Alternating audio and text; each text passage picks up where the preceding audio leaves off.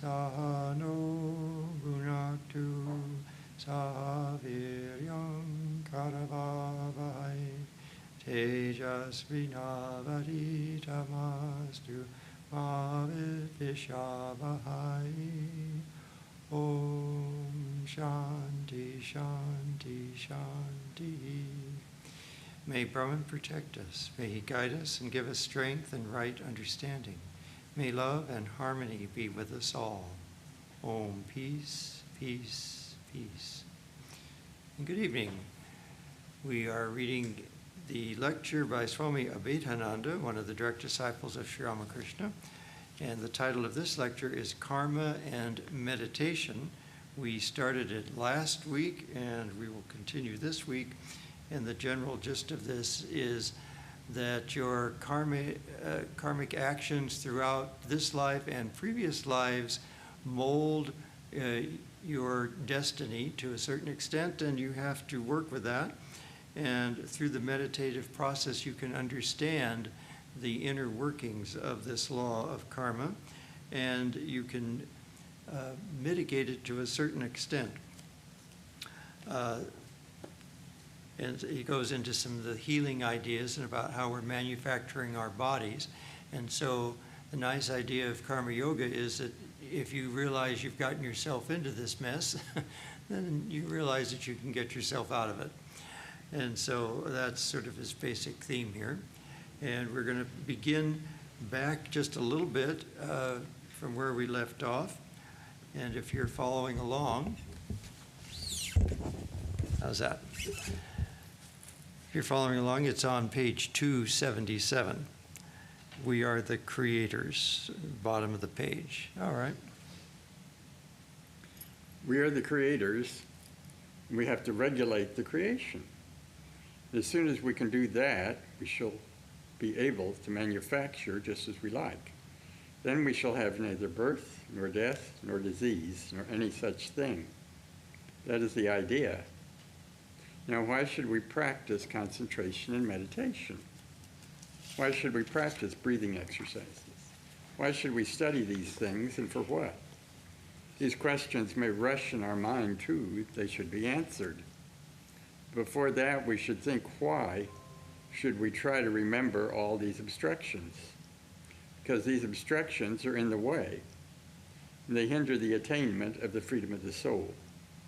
So we want to regain our consciousness of things which are finer and are in their causal states by understanding the law. By doing this, we can reach perfection. Perfection is the one word which includes the highest kind of knowledge, freedom, and mastery.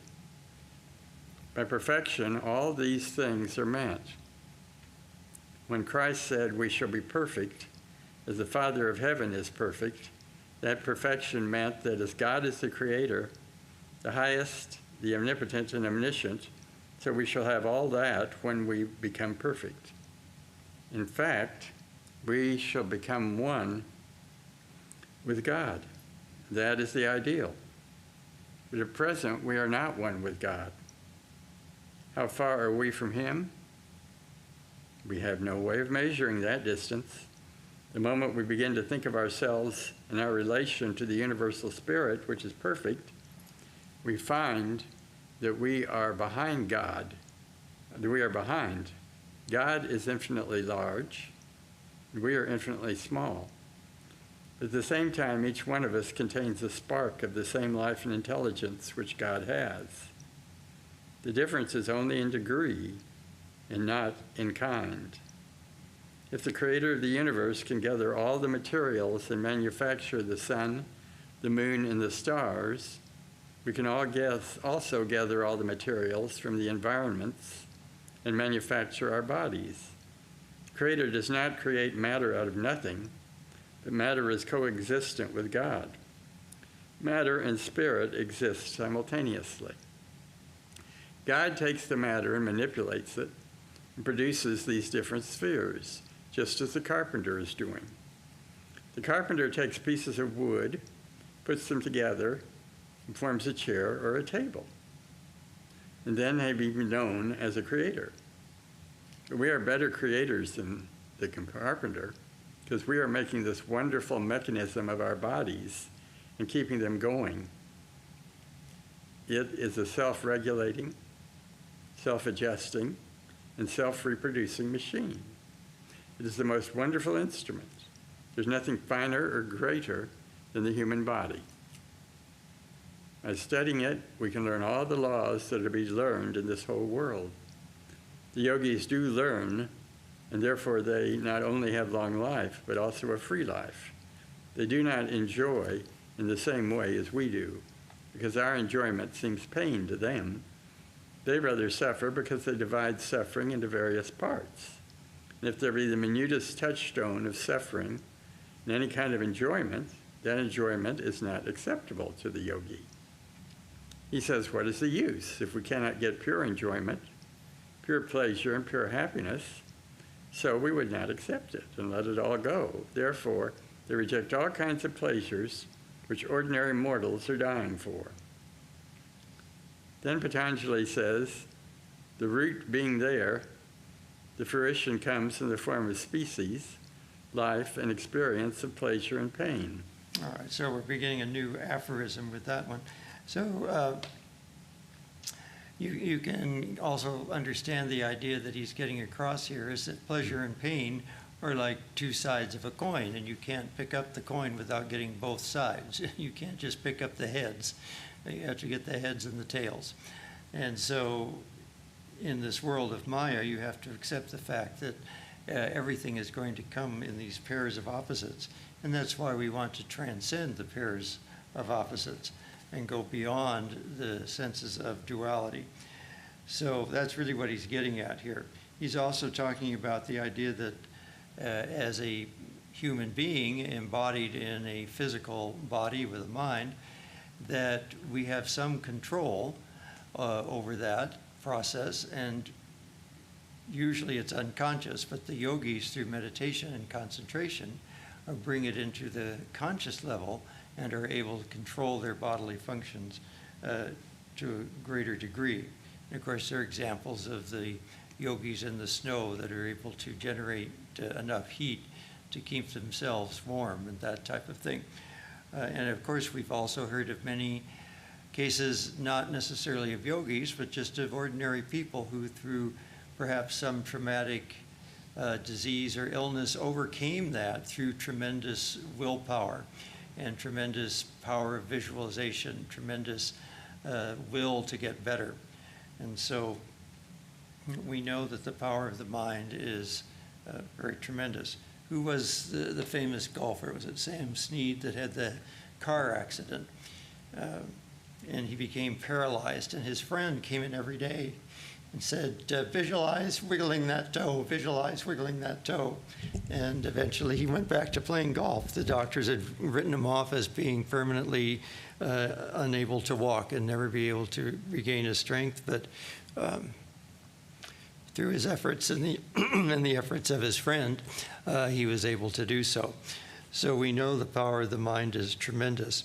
All right, so we're going to begin with this next aphorism about the root being there. The fruition comes in the form of species, life, and experience of pleasure and pain. So let's see what Abhedananda says about this particular aphorism of Patanjali. The root being there and the deposit of action or karma, the different species are formed. The origin of the species is at the root of the dormant or latent deposit of actions. Different races in different angelic forms, animal forms, human forms, savage forms, and civilized bodies, all are formed out of that latent deposit of work. All these are in reality the effects of works, and the length of time and life are also determined by it. Some children are born and pass away within a short time. They have not had the time to gain any experience before they pass away. That is determined by works. Others live long lives. Some will find pleasure wherever they go, even in the woods. Pleasure follows them. Others may go to a palace, and sufferings and misery follow at their heels. So all these are the effects of work. There's no other destiny and no other creator. They are the maker of all those things themselves, but they do not know it. Everything that we have gained, whether it is pleasure or pain, enjoyment or suffering, we have brought it upon ourselves by our past actions. Action does not mean anything individual, but is the sum total of the impressions of the works that we have done during a period of lifetime, and that remains and bears fruit. It bears fruit in the form of results or effects or reactions of the causes. If I strike a blow on the table will strike me back. If I strike it hard, the table will strike me hard. If I strike milder, I will receive a milder blow. That is the reaction. It is bound to come back in the form of happiness or unhappiness. That is the law. So whatever thoughts we send out will come back. If we send out thoughts of hatred, they bounce back and make us more hateful. If we send thoughts of love, they come back and make us more loving. We must try that, and we shall find it is so. Every time we send out an evil thought, we become more inclined to evil. It gets stronger. One act of wickedness will bring a result of similar nature, and the person who is wicked will become worse. Look at the professional murderers. They may go to jail or to prison. When they come out, they cannot do anything different. They go back again. They grow worse. It is the natural law of action and reaction. Yeah, at the beginning of this section, he was talking about this idea of the origin of species is at the root of the dormant or latent deposit of actions. That's sort of getting at this idea of the collective unconscious that Jung would talk about, where for human beings in different ethnic groups and nationalities and religions and so forth, share a certain collective consciousness, and that's sort of embedded within the individual consciousness. Rupert Sheldrake goes into it more at the species level, where he talks about morphogenic fields and how each species has a particular morphogenic field that they are part of. And so that gives them their particular characteristics and why they have the particular habits and behaviors patterns that they do. It's because they're part of that species morphogenic field. And of course, you have to remember at the root of all this is the absolute oneness of Brahman.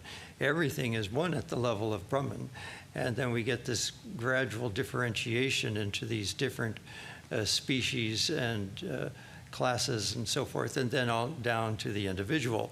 So there's the individual karma, but those with certain kinds of individual karma will be born into various countries and regions and religions that reflect their particular karmic tendencies to begin with. And so those are brought out within that collective unconscious. So it's an interesting study, and I don't think there's any perfect way of looking at it, but those are two that come to my mind. Perhaps some of the rest of you have heard of other attempts at explaining this relationship between the individual and the collective. But there definitely does seem to be something to it, that we have karmic patterns that seem to also be reflected from the collective level rather than just the individual level. All right, well, let's continue in the next paragraph here. So we see how wonderfully the Raja Yoga explains everything. There's no theory of predestination here. You would not find that. It is all explained in a scientific manner. Yes. You know why someone is born in a certain way. We may find all the physiological causes, but why do those physiological causes exist in one case and not in another? The materialist does not know that. He says the deformity was produced by this physiological cause. We all know that, but why was the physiological cause produced? Who did it? Ordinarily, we do not know it. And that's why it seems to us as a mystery. The yogis do not leave anything as mysterious. They trace it further back and show the origin of it, and therefore their ideas are grand and wonderful. The impressions become the cause of future actions, and then we go on. You know, I think it's important for our own benefit that if we have a particular ailment or disability or a difficult situation, not to look at it as, oh, I've done something horrible and I'm being punished, but rather there's a lesson that I need to learn, or there's an obstacle I need to overcome, and that will make me grow stronger. Many times you find that someone that has had a disability has, through overcoming it, they have become great. If everything had gone easily, nothing special would have happened to this person. They would have just been another run-of-the-mill ordinary person. But if they had some physical disability or mental disability or sense deprivation, sense organs that were missing or lacking in some way, or had to overcome a particular disease, that often will make them stronger. And they will, if they take the right attitude and see this as an opportunity to learn, an opportunity to progress, an opportunity to transcend the problem and work around it, then a certain greatness comes out. You look at people in the Special Olympics or something like that, where here they have a physical disability, but they deliberately go for some physical activity so that they can transcend that physical limitation. And so these things come to us, if we take the right attitude, they come to us as a blessing rather than as a punishment. All right. There are different effects in human life. One man lives 50 years, another 100. Another dies in 2 or 3 years and never attains maturity. Why is all this? Patanjali says that the root is there. It is the latent deposit of actions that makes it. And it is also found that one man is born to enjoy pleasure and another pain. If one buries himself in a deserted place, pleasure will follow him there. And another, wherever he goes, pain follows him. Everything becomes painful. Whatever he touches goes wrong.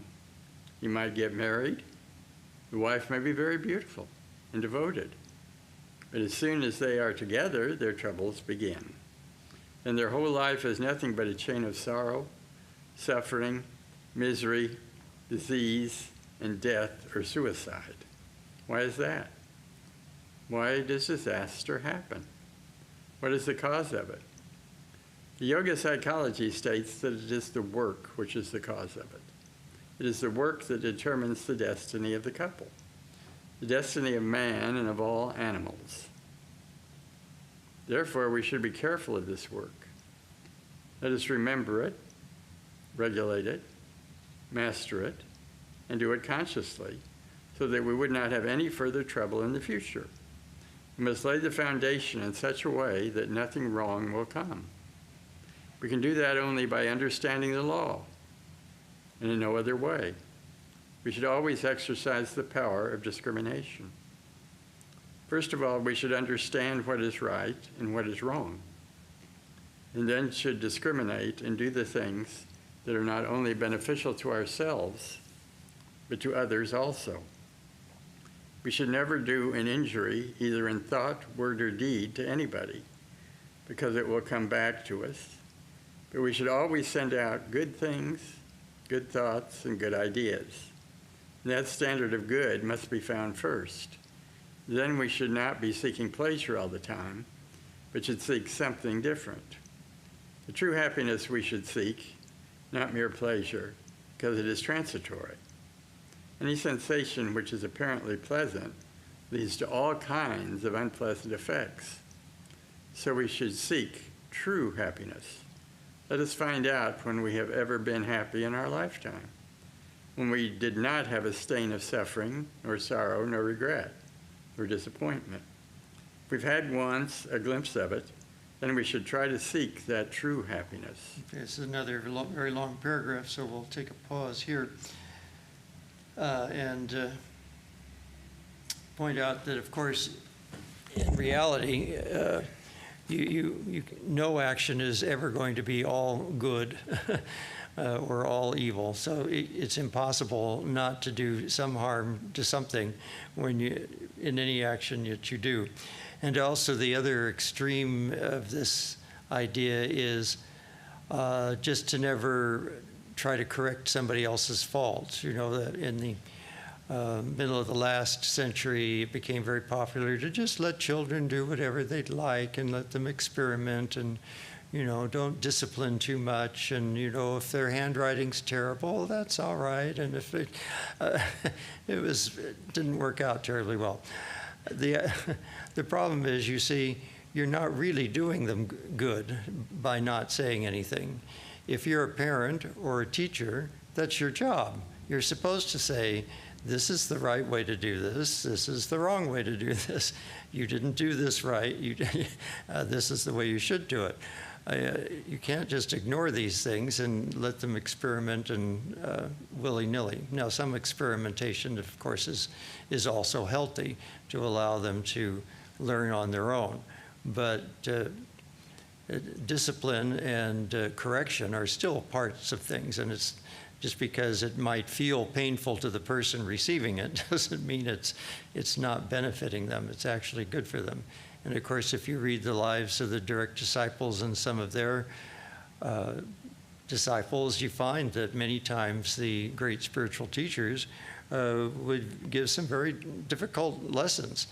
Sometimes seemingly over trivial things, they would give them corrections. And they were doing this to lessen their ego sense, to try to make them not be so sensitive and to pay attention to details. So these things have to be all taken together. We can't just take one word out of Abhedananda and think, well, we're always going to just do good to people and we won't do any harm, and then not give anyone correction that needs correction. So that's just a cautionary word there. All right, let's continue with this paragraph. True happiness is in our own nature of the spirit. God is always happy. He's never unhappy. So long as we are unhappy, we're away from God. We are something different from him. Therefore, we should hold that ideal of true happiness and not of pleasure. We might find that at present we may not be able to live without seeking pleasure because we've got into a habit. The discrimination will cure that habit. Anything that makes us truly happy and never produces any evil effect is good. It's very difficult to get that in the material world. Another thing we notice is that true happiness must be unconditioned. Unconditioned happiness means that we're always happy even when everything is taken away from us. Still, we are happy. We can never lose that happiness. Even if our body is taken away from us, we are still happy. That is true happiness. That is divine and spiritual. That is the ideal. True happiness comes simultaneously with the freedom of the soul. As soon as we have that unconditioned happiness, we do not care a rap for the world. The world does not mean anything to us. Whether the world lives or dies, it does not affect us at all. That is rising above the mundane plane of existence. It is not indifference. We should not be afraid. Indifference is something else. We should have a clear understanding of this state first. We must rise above all the dual conditions of pleasure and pain, birth and death, light and darkness, heat and cold. We must transcend both. We should rise above them and enjoy the eternal sunshine that is true happiness. And that is the ideal of the yogi. Well, that is the crux of it, is that you've really, within the realm of Maya, it's not going to manifest. There isn't anything such as only getting happiness and only doing good in the realm of Maya. You have to transcend that and go beyond the duality. And so, you know, as we go through our daily lives, you want to, though, minimize the thoughts of evil. As he said, that if you have these evil thoughts, it tends to get into us. That's one of the difficulties of our news these days is that any bad thing that happens anywhere in the world immediately gets a lot of attention, and everybody hears about it, and it puts those ideas in people's minds. And it brings down the consciousness of the good people, and it puts bad ideas in the ideas of bad people. So that's a difficult situation. Now, of course, we can't be completely ignorant either if we're going to be responsible citizens. And again, part of dharma is to do your duty in society. So you have to be somewhat informed of what's going on, be able to make opinions, and go to the polls and vote sensibly. So there's a balance there. You have to somehow read the news or listen to the news or watch the news, depending on your preference, to a certain extent, but do it with a certain level of detachment as well, and not get so drawn into it that your mind is dragged down.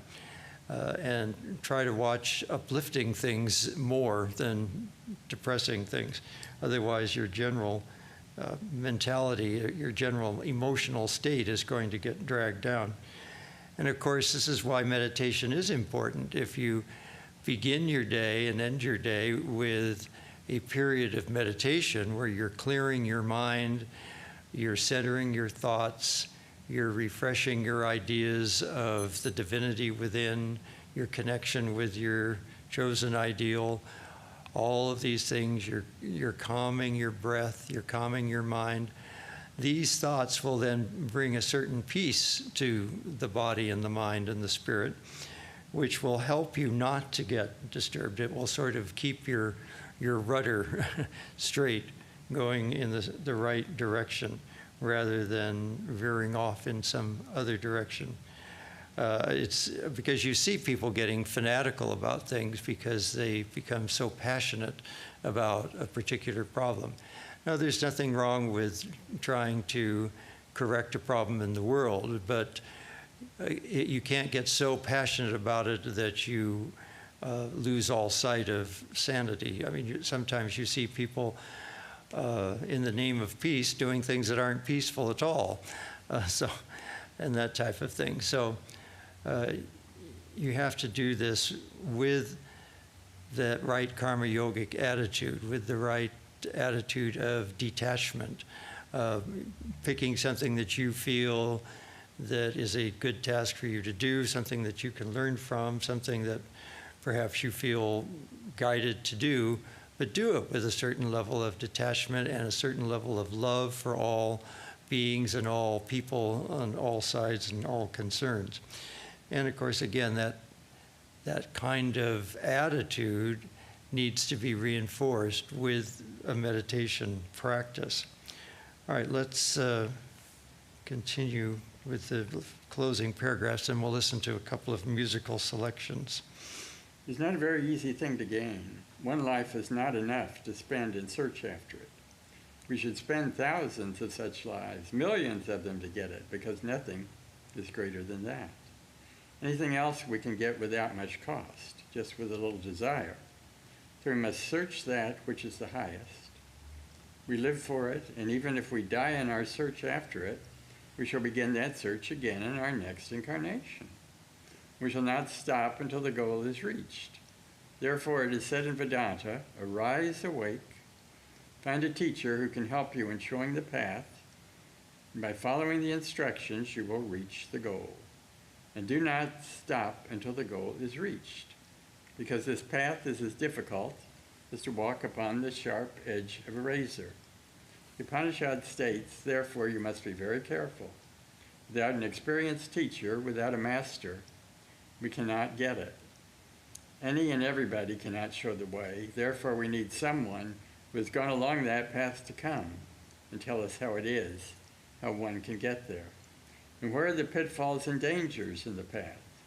All the saviors and great teachers have advocated this one ideal in all religions, and the Raja Yoga tells the same truth, only in a different language. It's also interesting, you know, we see the kind of audience that Swami Abhedananda was talking to. because he's addressing an audience between 1900 and 1920 in the United States, and many of them came from perhaps some exposure to Christian Science, and some of them probably were looking at astrology, and so he really looks at both of those things in here. He talks about Christ's healing and how the yogis did it much before that. He talks about you don't need to depend on the movements of the planets and the stars to figure out your karmic destiny. You can do it with meditation and so forth. So he's addressing the kinds of issues that interested the people at that time, and which still interests people today. We have, of course, things like religious science and so forth, different modes of this, and various kinds of positive thinking movements and manifestation of power. The difficulty with that is that many people then get into powers rather than to spirituality. And so they try to use their mind control to manifest cars or manifest mansions or manifest a fantastic mate or something. And so if you've been to many religious science churches, you find that some of them are very spiritual and some of them are very materialistic. It just depends on the minister.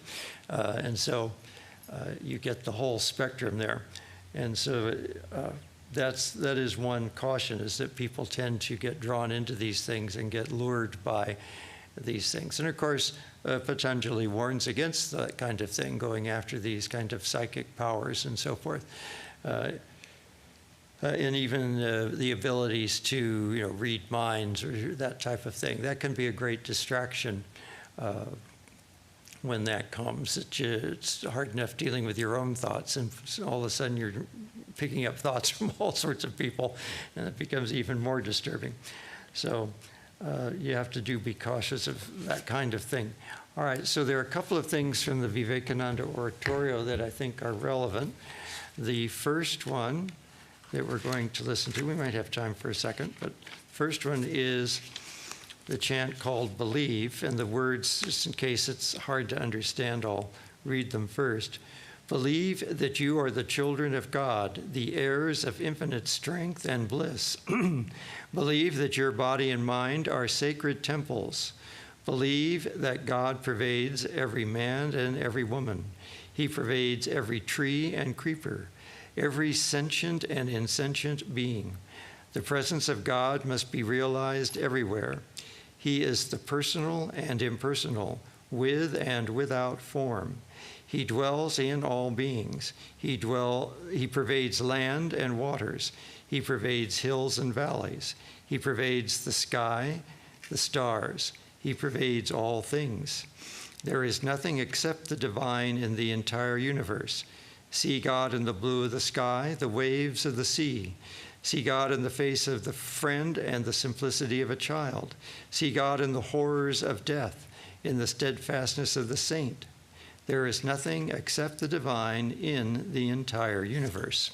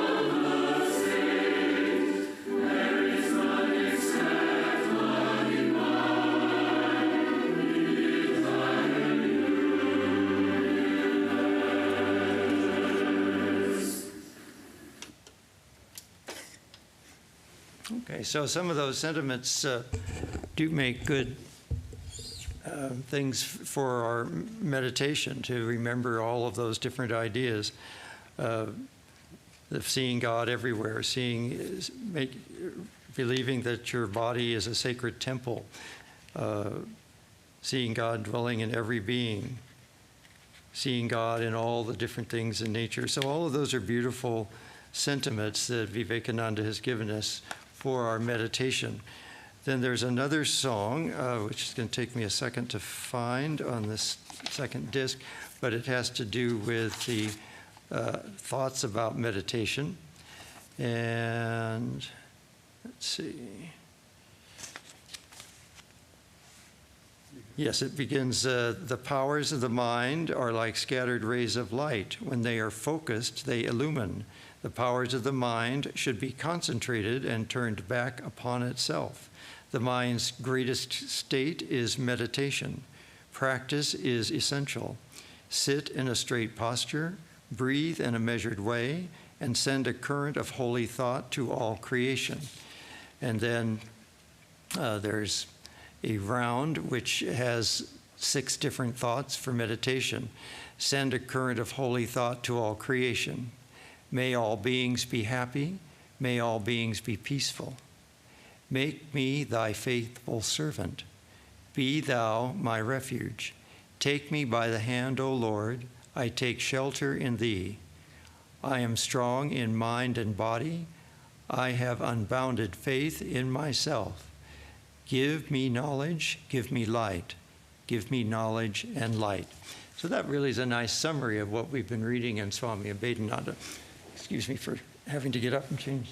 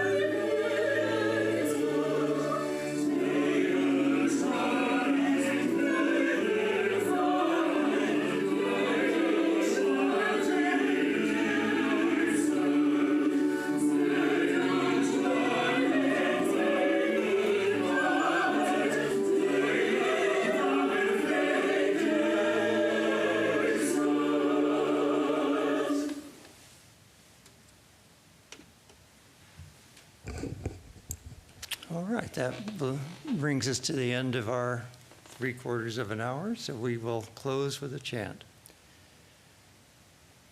Om Purnamada Purnamidam Purnat Purnamudachyate Purnasya Purnamadaya Purnamevavashishyate. Om Shanti Shanti Shanti. Filled with Brahman are the things we see. Filled with Brahman are the things we see not. From out of Brahman floweth all that is. From Brahman all, yet is it still the same. Om, peace, peace, peace.